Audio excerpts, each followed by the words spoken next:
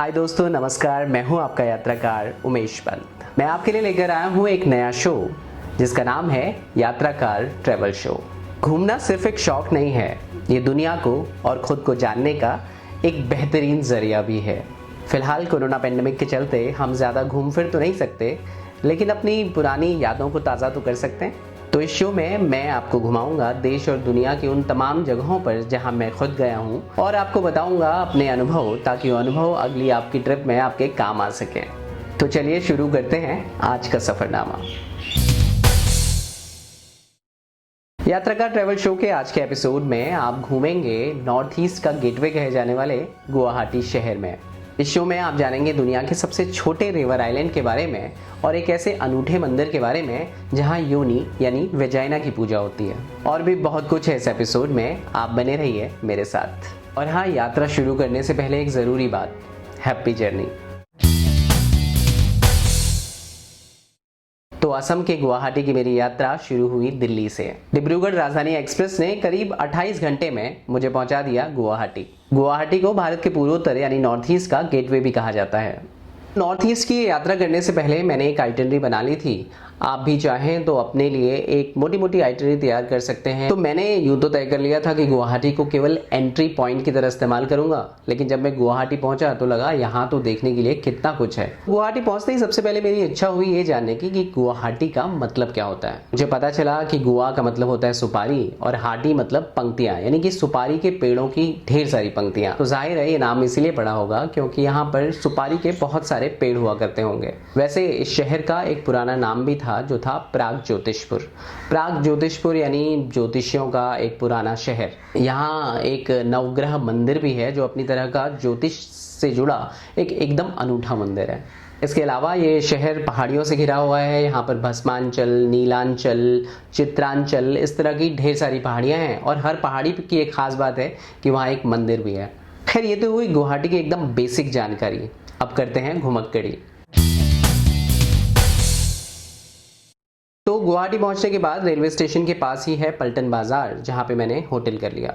गुवाहाटी में एकदम रात के वक्त पहुंचा तो रात भर ठहरने के बाद होटल में थोड़ा सा रेस्ट कर लेने के बाद सुबह सुबह मैंने तय किया कि बिना समय गवाए आज पूरा दिन गुवाहाटी घूमा जाएगा। मैंने ये तय किया कि सबसे पहले मैं जाऊंगा उमानंद आइलैंड। उमानंद आइलैंड की एक खास बात है कि ये किसी नदी पर बना दुनिया का सबसे छोटा आइलैंड है। नेपाली मंदिर से कछारी घाट, जो कि ब्रह्मपुत्र का एक घाट है, वहाँ के लिए कई बसें जाती हैं। तो मैंने वो सिटी बस ली और मैं लगभग आधे घंटे में पहुँच गया कछारी घाट। कछारी घाट पहुँचते ही जब मैंने ब्रह्मपुत्र को देखा तो मैं भौंचक्का रह गया। किसी नदी को इतने बड़े और विस्तृत रूप में मैंने पहली बार देखा था। शायद इसीलिए ब्रह्मपुत्र को देश की पहली मेल रिवर भी कहा जाता है। कछारी घाट से उमानंद आइलैंड आपको जेटी से जाना पड़ता है और ये जेटी जो है वो सरकारी जेटी होती हैं। हर 20 मिनट में वो कछारी घाट से उमानंद और उमानंद से वापस लौटती हैं। इन जेटी का जो किराया है वो केवल 20 रुपये है और 20 रुपये में आना और जाना दोनों तय होता है। ब्रह्मपुत्र की लहरों पे जब हमारी जेटी एकदम डगमगाती हुई निकली तो बीच में एक बार थोड़ा डर भी लगा, क्योंकि इतनी बड़ी लहरें हैं, इतनी बड़ी नदी है। 20 मिनट नदी के सफ़र का आनंद लेने के बाद हम पहुँच गए उमानंद आइलैंड। वैसे ब्रिटिशर्स ने इस आइलैंड का नाम पिकॉक आइलैंड रखा था क्योंकि ये दूर से देखने पर मोर जैसा लगता है। जेटी से उतरने के बाद आपको एक टीले पर चढ़ना पड़ता है जिसका नाम है भस्मांचल पर्वत। इसी भस्मांचल पर्वत की चोटी पर बना है उमानंद मंदिर। मान्यता यह है कि भगवान शिव ने अपनी पत्नी पार्वती के लिए इस मंदिर को बनाया था ताकि वो यहाँ आनंद से रह सकें, इसीलिए इस जगह का नाम उमानंद पड़ गया। कहते तो ये भी हैं कि गुस्से में जब शिवजी ने अपनी तीसरी आंख खोली और कामदेव को भस्म किया तो वो जगह यही थी। खैर, मान्यताओं से अलग इस मंदिर के आसपास इमली के ढेर सारे पेड़ हैं और इन छायादार पेड़ों के नीचे बनी हुई है पगडंडी, जहां पर आप घूम सकते हैं और वहां से ब्रह्मपुत्र नदी को बहते हुए देख सकते हैं। एकदम शांति से कुछ पल बिताने के लिए ये एक बेहतरीन जगह है। आप चाहें तो आप नॉर्थ ईस्ट की एकदम पारंपरिक पोशाकों में तस्वीरें भी यहाँ खिंचा सकते हैं, ठीक इस कपल की तरह। करीब घंटे भर दुनिया के सबसे छोटे रिवर आइलैंड में घूमने के बाद मैं वापस आ गया कछारी घाट पर। तो उमानंद आइलैंड के बाद मैं चला गया गुवाहाटी की एक और मशहूर लोकेशन पर और ये लोकेशन थी कामाख्या देवी मंदिर। गुवाहाटी के किसी भी सेंटर पॉइंट से लगभग आधे घंटे में आप इस मंदिर पर पहुंच सकते हैं और ये मंदिर बना हुआ है नीलांचल पर्वत की चोटी पर, तो जहाँ पे कैब या बस आपको उतारेगी वहाँ से ऑलमोस्ट 5 मिनट की वॉक है और उस वॉक के बाद आप पहुँच जाते हैं इस मंदिर के करीब। मंदिर के आसपास ढेर सारी दुकानें बनी हैं जहाँ से आप शॉपिंग कर सकते हैं, प्रसाद वगैरह खरीद सकते हैं, माता को चढ़ाने के लिए चुन्नी वगैरह भी खरीद सकते हैं। इस मंदिर की खास बात यह है, यहाँ स्त्री की योनि यानी वेजाइना की पूजा होती है। मंदिर में जो गर्भगृह है वहाँ पे योनि का आकार बनाती हुई एक चट्टान है और इसी की लोग पूजा करते हैं। ये जगह देश के सबसे पुराने शक्तिपीठ में से एक है। माना जाता है कि जून के महीने में माँ कामाख्या रजस्वला होती हैं, यानी उनको माहवारी होती है। 3 दिन तक मंदिर के कपाट बंद कर दिए जाते हैं और यहाँ पर अम्बुवाची मेला लगता है जिसमें देश भर से हजारों लोग यहाँ दर्शन के लिए आते हैं। और इस दौरान यहाँ दर्शन के लिए आने वाले लोगों को प्रसाद के साथ साथ लाल सिंदूर और लाल कपड़ा भी दिया जाता है। मंदिर जिस पहाड़ी पर बना है उसे नीलाचल पर्वत कहते हैं और नीलाचल पर्वत से ब्रह्मपुत्र नदी के किनारे बसे गुवाहाटी शहर का शानदार नज़ारा भी देखने को मिलता है। खासकर रात में अगर आप देखेंगे तो जगमगाती रोशनियों के बीच गुवाहाटी शहर बहुत शानदार लगता है। इस अनूठे मंदिर के बाद अब आपको लिए चलते हैं गुवाहाटी की एक और डेस्टिनेशन पर।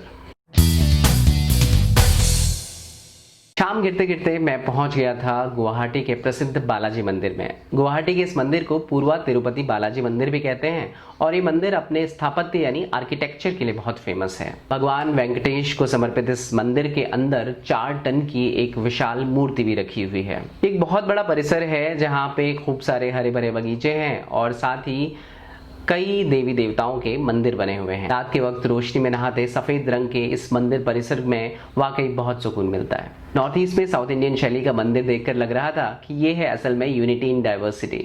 मंदिर के बाहर के स्टॉल्स भी बने हुए हैं जहाँ पे आप नॉर्थ ईस्ट के स्ट्रीट फूड का मजा भी ले सकते हैं।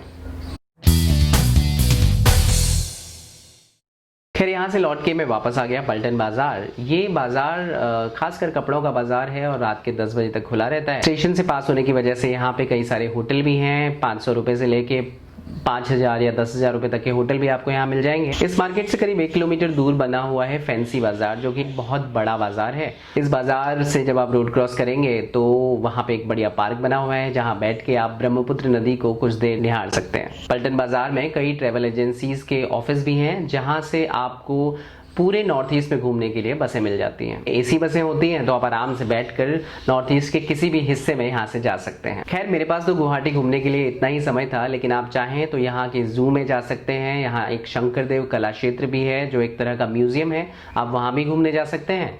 इसके अलावा पास ही में एक फ्रेश वाटर लेक है जिसका नाम है दीपोर बिल। यहाँ से करीब 1-1.5 घंटे में आप दीपोर बिल भी पहुँच सकते हैं। तो ये कुछ खास जगह हैं जो गुवाहाटी में आपको ज़रूर घूमनी चाहिए।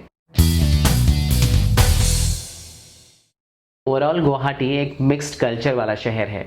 यहाँ पे शिक्षा को लेके भी बहुत जोर है, इसीलिए पूरे नॉर्थ ईस्ट से बच्चे यहाँ पढ़ने आते हैं। अगर आपको यहाँ का मिक्स्ड कल्चर देखना है तो यहाँ की सिटी बसेस में ज़रूर ट्रैवल करना चाहिए। इन बसों में आपको नेपाली, बंगाली, असमी, हिंदी, अंग्रेज़ी हर तरह की भाषा बोलने वाले लोग मिल जाएंगे। और एक ख़ास बात है कि यहाँ की बसों में जो रेडियो है उसमें आपको पॉपुलर फिल्मी गीतों के बजाय भूपेन हजारिका के गाने सुनने को मिलेंगे। भूपेन हजारिका यहाँ के कल्चरल आइकन है, इसलिए पूरे नॉर्थ ईस्ट में आपको इनकी बहुत रिस्पेक्ट मिलेगी। तो गुवाहाटी से फिलहाल इतना ही। अगले एपिसोड में मैं आपको लेके जाऊंगा नॉर्थ ईस्ट के एक दूसरे स्टेट मेघालय में। नॉर्थ ईस्ट की मेरी इस यात्रा पर मेरा एक ट्रैवलॉग भी आ चुका है जिसका नाम है दूर दुर्गम दुरुस्त। आप चाहें तो अमेज़ॉन वगैरह पे इसको जाके खरीद सकते हैं और इसका लिंक नीचे डिस्क्रिप्शन बॉक्स में भी है। यात्रा से जुड़े ऐसे ही और रोचक किस्सों के लिए आप मेरी वेबसाइट yatraकार.com पर भी जा सकते हैं, उसका लिंक भी नीचे डिस्क्रिप्शन बॉक्स में है। तो आप देख रहे थे अपने यात्राकार उमेश पंत के साथ Yatrakaar travel show. See you in my next episode in Meghalaya.